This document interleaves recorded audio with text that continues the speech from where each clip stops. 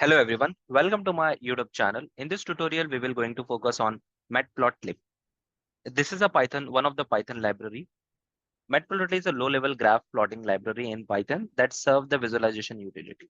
So before we move on to topic, if you are new to my channel, we request you to please subscribe my channel and hit a bell icon to view my all upcoming videos. And you can share this video to the maximum people who want to learn Python, who want to become a data analyst, who want to become a data science. So let's come to the topic. What is Matplotlib? As I said, the Matplotlib is the low-level graph plotting library in Python that serve a visualization utility.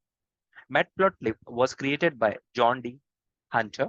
Matplotlib is open source and we can use it freely. Matplotlib is mostly written in Python. A few segments are written in C, Object-C, and JavaScript for platform compatibility. Okay. Now we'll see the another point that we have, PY plot, right? So what is PY plot? The most of the Matplotlib utility lies under PY plot submodule and are usually imported under the PLT allies. Okay, so I'll just show you the syntax for that. So if I take this one, so we want to import Matplotlib. I assume that we have already installed Matplotlib library in Python, so it is very easy. You just have to write pip install Matplotlib and it will get installed to your Jupyter notebook and you can write whatever you are using, right? So pyplot is one of the submodule as we discussed, and we are mostly using in our syntax in Python, right? So this is the way that we import the matplotlib, and pyplot is a submodule as a PLT. The PLT is the alias name that we are giving. It is generally being used everywhere. However, you can give a different alias as well. So if I run this one, the pyplot package can be referred as a PLT, right? As I said.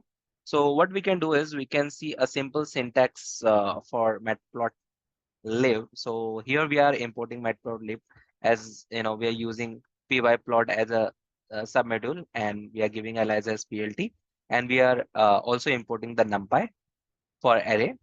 Here we are giving, we are defining the data frame, that x point and y point, and we are writing the syntax np.array because here we are using the array, right? That's why we have imported numpy and matplotlib both. So here we will use the plt.plot, functionality, and plt.show is just to, the print whatever we want to print. So if I execute this, you can see that we now have the x-axis, y-axis with us, right? And we see one line over here, the line chart over here. So this is how this is a basic example, for the matplotlib, that we can create a graph. So there are the other functionality as well, that the plotting, marker, line, label, grid, subplot, scattered, bars, histogram, and pie chart. All these things you can do it in Matplotlib, right? So all this topic I will going to cover in my upcoming videos.